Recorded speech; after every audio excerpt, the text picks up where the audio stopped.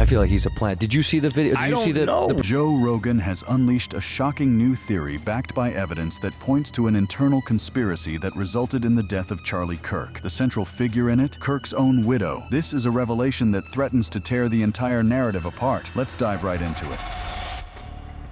The questions that won't stop. On September 10, 2025, conservative activist and Turning Point USA founder Charlie Kirk was fatally shot while speaking at an event at Utah Valley University in Orem, Utah. The incident occurred during what should have been a routine Quanda session, shortly after Kirk had responded to a question about transgender issues, a topic he'd addressed countless times before with his characteristic fire and conviction. But this time, something went horrifically, tragically wrong. What happened next would be captured on video, broadcast live, and seared into the collective consciousness of conservative America and beyond. Kirk collapsed after a single shot rang out through the venue. Security personnel and attendees rushed the stage in a chaotic scene of panic and confusion, but their efforts would prove futile. Charlie Kirk was pronounced dead, and with him died not just a prominent conservative voice, but apparently any semblance of a straightforward narrative about what actually transpired that day. The official story seemed simple enough at first. Authorities quickly identified 22-year-old Tyler Robinson as the suspect, a resident of St. George, Utah, who would surrender to police approximately 33 hours after the shooting. Robinson now faces state charges including aggravated murder, obstruction of justice, and several others, with prosecutors aggressively seeking the death penalty. According to the official charging documents, Robinson's motive appears to be tied to political ideology. He allegedly texted a roommate saying, "I had enough of his hatred," referring to Kirk, and reportedly left a note stating, "I had the opportunity to take out Charlie Kirk and I'm going to take it." Prosecutors also noted that ammunition found at the scene was engraved with anti-fascist and meme-related messaging, seemingly suggesting this was a politically motivated attack by someone consumed with hatred for Kirk's conservative views. The FBI and other federal agencies became involved in the investigation, though as of October 10, 2025, no links to organized groups like left-wing organizations have been confirmed. But here's where things start to get complicated, troubling, and frankly, deeply suspicious to a growing number of people who refuse to accept this neat and tidy narrative. Because almost immediately after Kirk's death, something extraordinary began to happen across social media, in podcast studios, and in the sprawling networks of alternative media that have become the primary information sources for millions of Americans who've lost faith in traditional institutions. Conspiracy theories alleging an inside job emerged almost immediately, filling what many perceived as critical information vacuums with speculation, analysis, and increasingly elaborate theories about what really happened. These theories, far from being confined to the darkest corners of the internet, have been amplified by major voices in conservative media, including none other than Joe Rogan himself, whose podcast reaches tens of millions of listeners. Why are you using such an old gun? Like, that's kind of crazy. You could conceivably shoot with a gun for hundreds of years,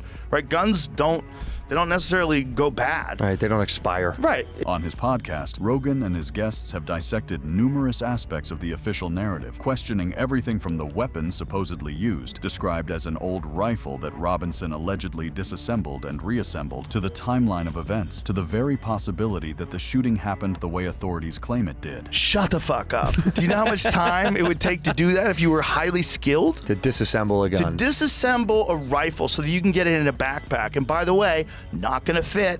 The questions raised by Rogan and others aren't trivial or easily dismissed. They point to what appears to be a pattern of inconsistencies, impossibilities, and convenient coincidences that have led a significant portion of the American public to believe that something far more sinister than a lone gunman inspired by political hatred occurred that day in Utah. Consider the scope of what's being questioned here. These theories range from involvement by U.S. intelligence agencies to foreign entities like Israel's Mossad, from internal betrayals within TPUSA itself to elaborate false flags designed to incite civil unrest or cover up unrelated scandals. While some theories cite circumstantial evidence like video footage, timelines, or inconsistencies in the official narrative, the fact remains that most lack the kind of ironclad, verifiable proof that would satisfy a courtroom. But they have something perhaps more powerful in today's media landscape. They have plausibility in the minds of millions who've watched institutions lie to them repeatedly. The spread of these ideas has been dramatically amplified by social media platforms platforms, particularly X, formerly Twitter, where posts alleging government involvement, foreign assassination plots, and insider betrayal have garnered millions upon millions of views. AI-generated content has also played a troubling role, with tools like Grok and Perplexity inadvertently fueling misinformation, including bizarre claims that Kirk was somehow still alive after his assassination, claims that were quickly debunked but which nonetheless added to the overall fog of confusion and distrust surrounding the entire affair. What's particularly striking about this case is how it's managed to unite disparate elements of both the right and left who typically agree on nothing. The conspiracy theories have crossed ideological lines, bringing together far-right anti-Semites, QAnon adherents, and even some left-leaning skeptics who see in Kirk's death the fingerprints of the deep state, foreign intelligence services, or corporate interests willing to eliminate threats to their power. In the immediate aftermath of the assassination, President Donald Trump and allies like J.D. Vance called for crackdowns on left-wing organizations, despite the notable absence of any evidence linking Robinson to such groups. This rush to political exploitation of the tragedy, before the facts were even fully established, only deepened suspicions among those already inclined to distrust official narratives. Meanwhile, Kirk's widow, Erica, has emphasized themes of revival over revenge, speaking at memorials and taking on leadership of Turning Point USA in a move that itself has become fodder for conspiracy theorists. States like New Jersey have proposed tougher laws on political violence in response to Kirk's death, while the event has simultaneously fueled unprecedented divisions within MAGA circles, with various factions using Kirk's death to settle scores, advance competing narratives, and position themselves for influence in a post-Kirk conservative landscape. But perhaps most troubling of all are the emerging details about Kirk's final days and hours, details that paint a picture of a man who may have been increasingly isolated, increasingly at odds with the very donor class that had helped build his empire, and increasingly aware that his evolving views on Israel and other issues were putting him in danger. These revelations, particularly those involving leaked text messages and private conversations, have transformed the conversation from "Who killed Charlie Kirk?" to "Why was Charlie Kirk killed?" and "Who benefited from his death?" The questions being raised aren't merely academic exercises in conspiracy theorizing. They cut to the heart of who holds power in America, who's willing to use violence to maintain that power, and whether the average American can trust anything they're told by authorities, media, or even by the institutions of the conservative movement itself. Because if even a fraction of what's being alleged turns out to be true, then Charlie Kirk's death wasn't just a tragedy, it was a murder that exposes the darkest underbelly of American political power, foreign influence, and the willingness of those who claim to be conservatives to eliminate one of their own when he became inconvenient to their interests.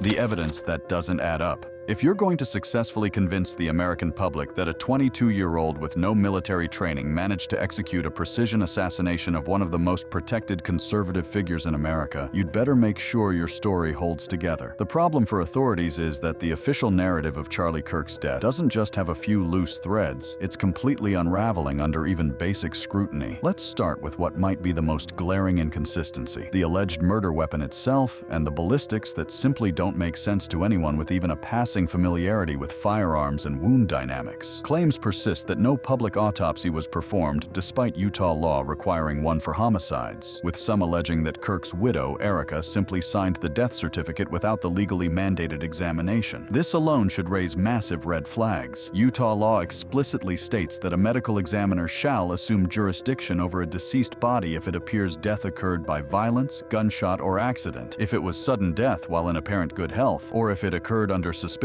or unusual circumstances. The word "shall" in legal terminology doesn't mean maybe or if convenient. It means must. It's mandatory. There's no religious exemption, no special provision for prominent figures, no way for next of kin to simply opt out. And yet, according to leaked audio from dispatch recordings, exactly that appears to have happened. So I did do the request. They emailed me back.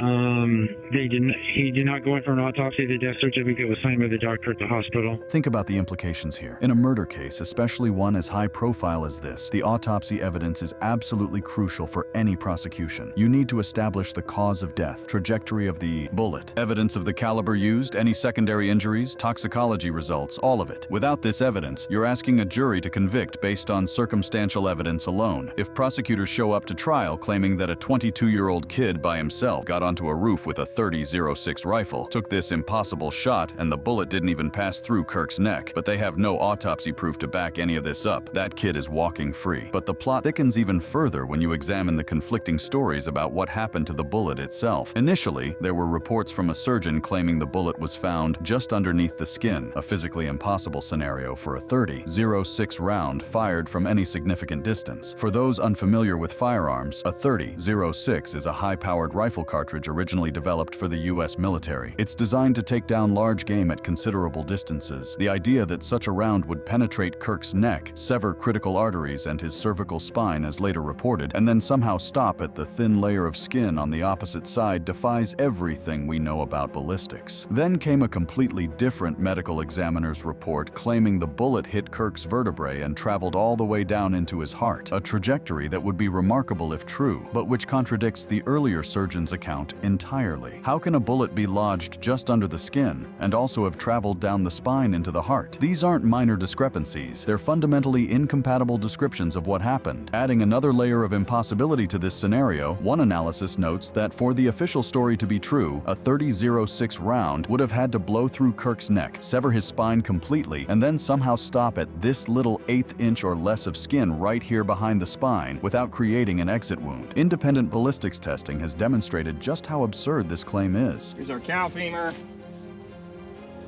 The damage to that. Literally snapped in half. That 30-06 just blew through it like butter, like it's nothing.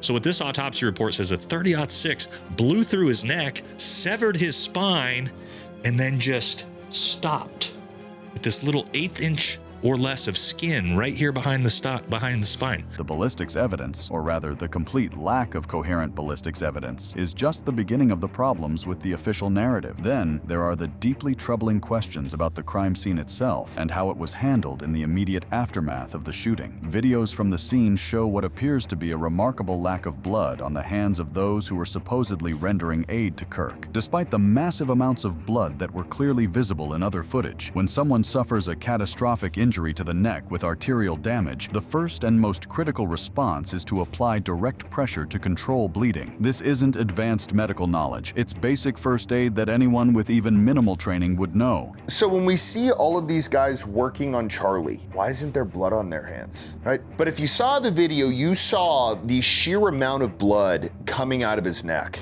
The first thing you do when there is any kind of artery hit or any kind of crazy bleeding is you apply pressure. Yet multiple analyses of the footage show security personnel and others around Kirk's body appearing to pass items to each other, adjust their sunglasses, more on this disturbing detail in a moment, and generally engage in behavior that looks nothing like the frantic, desperate efforts to save a life that you would expect in such a situation. Where's the blood? How did multiple people work on a man bleeding out from a severed artery without getting any blood on their hands? Then there's the bizarre case of the security guard with the recording glasses. Video footage clearly shows one of Kirk's security guards wearing sunglasses that appear to be Meta Smart glasses or similar recording devices. Watch the footage carefully and you can see him tapping the glasses, activating them to record, right before Kirk was shot. Then, when Kirk is down and the guard is supposedly assisting him, you can see him tap the glasses again, presumably to stop recording. One of his security guards has clearly these sunglasses on that have Meta or that can film, and you can see him tapping them right before he's shot. And then when he's down assisting Charlie, you see him tap them again.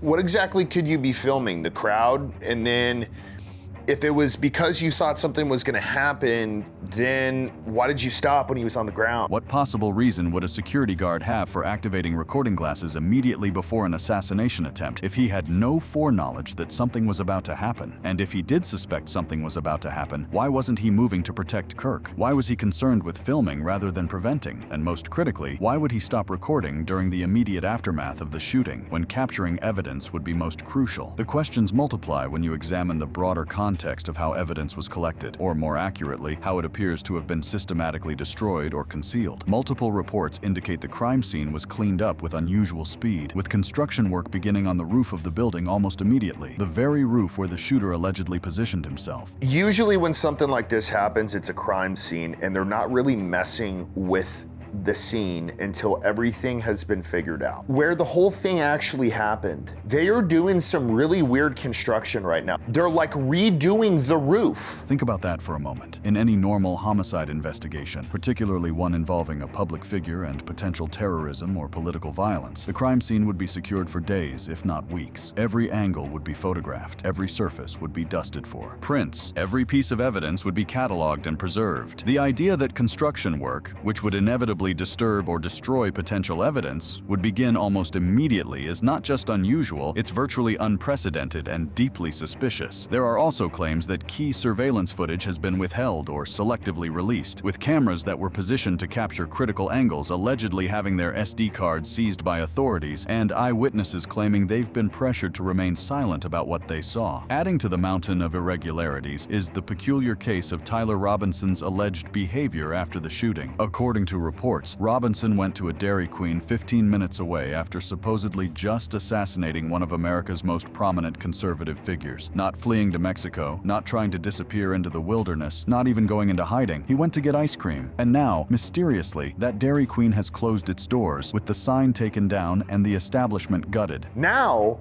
that Dairy Queen is closing its doors. It looks like it's been totally taken apart. There's cameras all over here. The FBI should be able to easily say what the path was. But perhaps the most explosive theory that's gained traction involves the possibility that Kirk wasn't killed by a bullet at all, but rather by an explosive device concealed in his lapel microphone, a method eerily similar to the pager attacks in Lebanon in 2024 that were widely attributed to Israeli intelligence. Forensic analysis by independent investigators has pointed to what appears to be an explosive device visible in some footage, with a visible puff of air or smoke emanating from Kirk's shirt exactly where his microphone was positioned. Some analysts have noted that the wound characteristics don't match what you'd expect from a high-powered rifle shot, but rather look more consistent with a close-range explosion. And at the same time now, we have evidence that's showing some device on Charlie's shirt that looks like it gets detonated, and you see this huge puff of air blow up his shirt. It looked like a little cloud of smoke, a little cloud of air.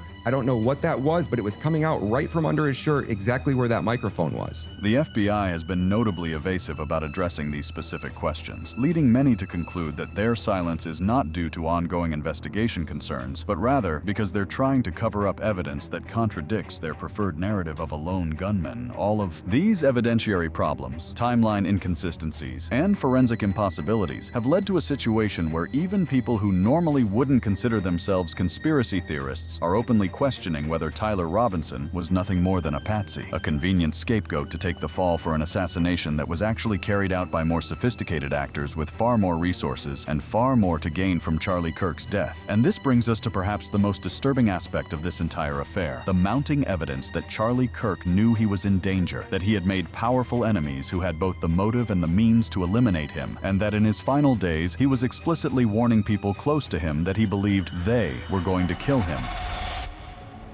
Charlie Kirk's final days, and the widow who inherited his empire. The most chilling revelations about Charlie Kirk's assassination haven't come from forensic analysis or ballistics reports. They've come from the private communications and conversations Kirk had in his final 48 hours. These messages paint a picture of a man who was increasingly isolated, increasingly under pressure from the very donors who had helped build his empire, and increasingly convinced that his refusal to toe the line on certain issues had placed him in mortal danger. At the center of the firestorm are leaked text messages from September 9th, 2025, just 24 to 48 hours before Kirk's death, showing him expressing profound frustration with his pro-Israel donors. In these texts, Kirk wrote, "Jewish donors play into all the stereotypes. I cannot and will not be bullied like this, leaving me no choice but to leave the pro-Israel cause." These weren't idle complaints or momentary frustrations. These were the words of a man who felt he was being coerced, manipulated, and ultimately threatened by the very people who claimed to be his allies. The context makes the texts even more damning. Kirk had lost a $2 million annual donation from major pro-Israel donor Robert Shillman, specifically because Kirk refused to disinvite Tucker Carlson from Turning Point USA events. Candace Owens, who has emerged as one of the most vocal investigators of Kirk's death, dropped an even more explosive bombshell. 3 people told me off record. 2 people who have this in a written communication from Charlie. The very day before Charlie Kirk died, he expressed that he thought he was going to be killed. He told these people, I think they're going to kill me. Let that sink in. 24 hours before his assassination, Charlie Kirk explicitly told multiple people that he believed they were going to kill him. This wasn't paranoia. This wasn't delusion. This was a man who had spent years navigating the dangerous waters of conservative politics, who understood how power worked, and who recognized when he had crossed a line that powerful people were not willing to tolerate. Megyn Kelly has corroborated elements of this narrative, claiming that both she and Kirk were threatened by Israel supporters and organizations like AIPAC for refusing to cut ties with Tucker Carlson. Kelly has also accused Fox News of blacklisting Kirk for backing Carlson after his 2023 firing from the network. The pattern is clear. Kirk was being systematically pressured to toe the line on Israel, to abandon his relationship with Carlson, and to maintain absolute loyalty to a foreign policy agenda that he was privately expressing doubts about. When he refused to cave to this pressure, when he insisted on his independence and his right to invite controversial speakers to his own events, the pressure escalated to what Kirk himself perceived as threats against his life. But Kirk wasn't just being pressured from outside. There are troubling indications of pressure and potential betrayal from within his own organization. Turning Point USA initially tried to deny the authenticity of the leaked texts, refusing to comment on them when they first emerged. Only after Candace Owens produced the receipts did TPUSA finally admit they were real. Started this show to address some of the things that have been going around on public, namely about a group text chain that has been made known and released by Candace Owens. That was a screen grab that I had shared with people. So it is authentic. The reluctance to admit these texts were real, the initial attempt to pretend they didn't exist, suggests an organization that knew these communications painted a damning picture, not just of Kirk's relationship with his donors, but of the circumstances surrounding his death. And then there's Erica Kirk, whose rapid ascension to power following her husband's death has raised more questions than it's answered. Erica was unanimously elected CEO and board chair of Turning Point USA on September 18, 2025, just 8 days after her husband's assassination, reportedly fulfilling Charlie's prior wishes according to TPUSA officials. But critics have pointed to numerous troubling aspects of Erica's behavior both before and after the assassination. Far-right figure Nick Fuentes has been particularly vocal, claiming something's not right about Erica's public demeanor, suggesting she's shown insufficient grief and questioning whether her quick assumption of power was truly about continuing her husband's legacy or about something more calculated. Candace Owens has been even more direct, attacking Erica for allegedly not demanding justice and pursuing the full truth about her husband's death, asking pointedly, what kind of widow would not want complete transparency and accountability? The timing and circumstances of Erica's rise to power are particularly suspicious when you consider that Kirk had been losing major donors specifically over his Israel positions and his refusal to abandon Tucker Carlson. Within days of taking over TPUSA, Erica had secured donor pledges exceeding $5 million, including presumably from many of the same donors who had been threatening to pull funding under Charlie's leadership.